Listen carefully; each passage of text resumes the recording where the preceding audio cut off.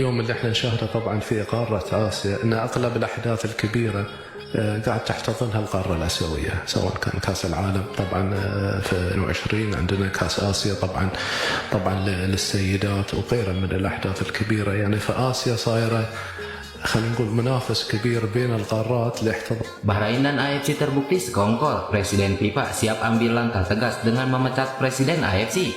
Ratu Tisha tampol permintaan konyol Bahrain yang ngadu ke AFC soal supporter skuad Garuda. Perwakilan KNPB bikin heboh usai lempar kode soal oleh Romeni gabung timnas Indonesia. Jadi, simak informasi selengkapnya sebagai berikut.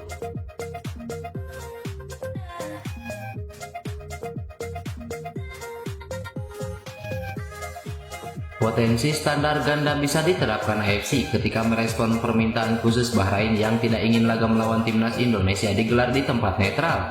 Ya, berdasarkan jadwal, timnas Indonesia akan gantian menjadi tuan rumah saat menjamu Bahrain pada leg kedua grup C kualifikasi Piala Dunia. Dalam tajuk laga matchday ke-8, duel timnas Indonesia versus Bahrain akan digelar di Stadion Gelora Bung Karno 2025 mendatang. Namun, isu tak terduga mendadak mencuat setelah Bahrain melayangkan permintaan khusus terkait laga tersebut. Ya, permintaan mengejutkan dilayangkan Bahrain kepada AFC menyoal agenda laga away melawan timnas Indonesia. Bahrain secara khusus meminta agar laga tandang melawan timnas Indonesia dipindah ke tempat yang lebih netral. Adapun alasan Bahrain mengajukan permintaan tersebut lantaran masalah keamanan skuad jika dipaksakan bertandang ke Indonesia. Dalam pernyataan resminya, Bahrain menjelaskan bahwa pihak mereka mendapatkan ancaman dan serangan cyber. Permintaan yang diajukan Bahrain ke AFC tentu mengejutkan, khususnya bagi timnas Indonesia yang sudah rela menjalani laga away ke negara tersebut pada Kamis lalu. Alhasil, jikalau AFC mengabulkan permohonan tersebut, maka rasa ketidakadilan bakal dirasakan timnas Indonesia. Gerak cepat pun dilakukan PSSI yang berharap sekaligus menuntut AFC tidak mengabulkan permohonan Bahrain tersebut. Jika menilik rekam jejaknya, AFC pernah membuat keputusan yang bersifat standar ganda menyikapi hal yang hampir sama.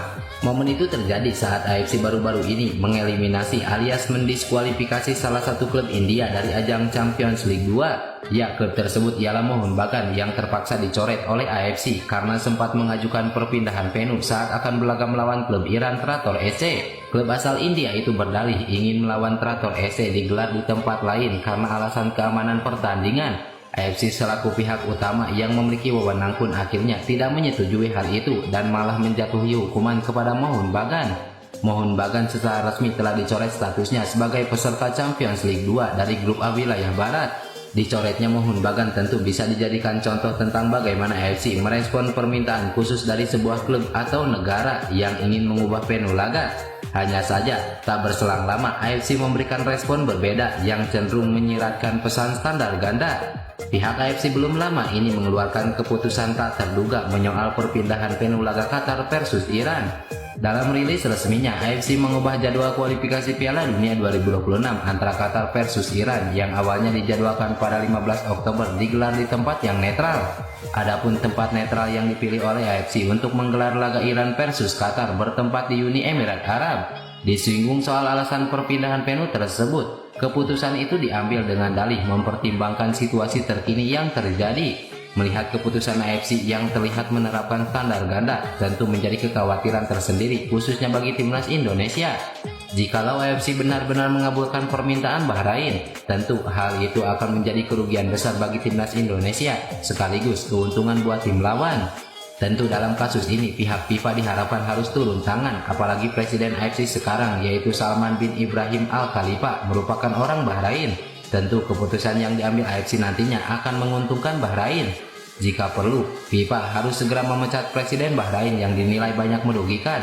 Hal ini dilakukan supaya sepak bola Asia makin disegani di kancah dunia.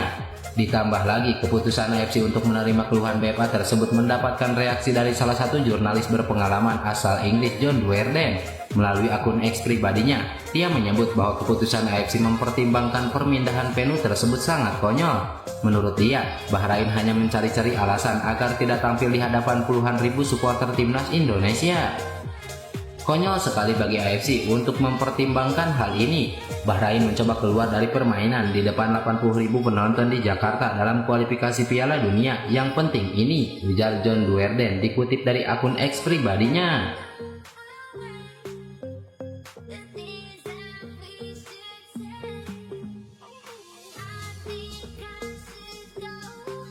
Wakil Ketua Umum PSSI Ratu Tisha angkat bicara perihal keluhan Bahrain soal keamanan berlaga di Indonesia dalam lanjutan kualifikasi Piala Dunia.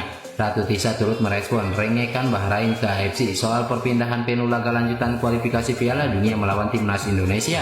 Ratu Tisha sebenarnya tak secara langsung menyinggung Bahrain yang merasa keselamatan mereka terancam saat bertanding di markas Indonesia. Namun ada satu hal yang bisa membuat Bahrain tertampol dari pernyataan Ratu Tisha bahwa Indonesia telah sukses menggelar Piala Dunia. Gelaran Piala Dunia U17 2023 adalah bukti betapa suksesnya Indonesia menggelar event internasional bergengsi. Kita yakin kalau dari posisi cabang olahraga sepak bola pastinya kami siap berkontribusi untuk itu. Karena event olahraga di sepak bola kita sudah punya pengalaman di Piala Dunia U17 yang sifatnya saja sudah internasional. Dan kami telah memberikan yang terbaik. Tim-tim dari negara lain pun datang dan memberikan testimoni yang sangat baik dan puas terhadap pelayanan, kenyamanan, dan pastinya keamanan serta ketertiban yang sudah kita tunjukkan kepada dunia di Piala Dunia U17. Jelas Ratu Tisha. Akan sangat konyol jika AFC menerima permintaan Bahrain dan mengubah perpindahan penuh, suatu yang bisa memberi dampak negatif ke timnas Indonesia. Menarik untuk dinantikan keputusan apa yang akan diambil AFC setelah mengadakan rapat bersama PSSI dan BFA.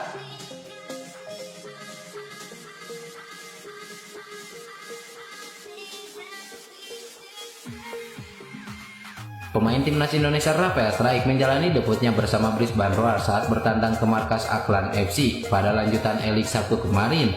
Pada laga tersebut Struijk masuk pada menit ke-68 untuk menggantikan posisi Thomas Widingham. Ini jadi kesempatan penting karena sang pemain baru saja kembali dari tugas bersama timnas Indonesia.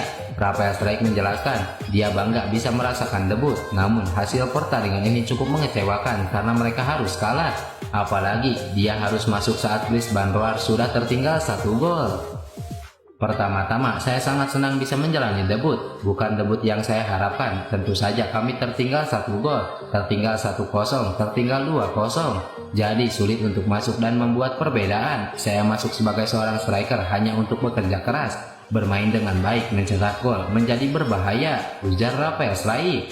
Bergabung di Brisbane, Struijk mengaku bahwa dia mendapatkan sambutan yang positif. Kondisi tim sudah seperti keluarga dan ini membuat proses adaptasinya berjalan dengan cepat. Pemain kelahiran Belanda ini mengakui bahwa dia datang dengan ekspektasi tinggi. Pasalnya, Struijk baru saja mencetak gol bagi timnas Indonesia saat melawan Bahrain. Dia berharap performanya di timnas Indonesia bisa berdampak positif untuk Brisbane Roar.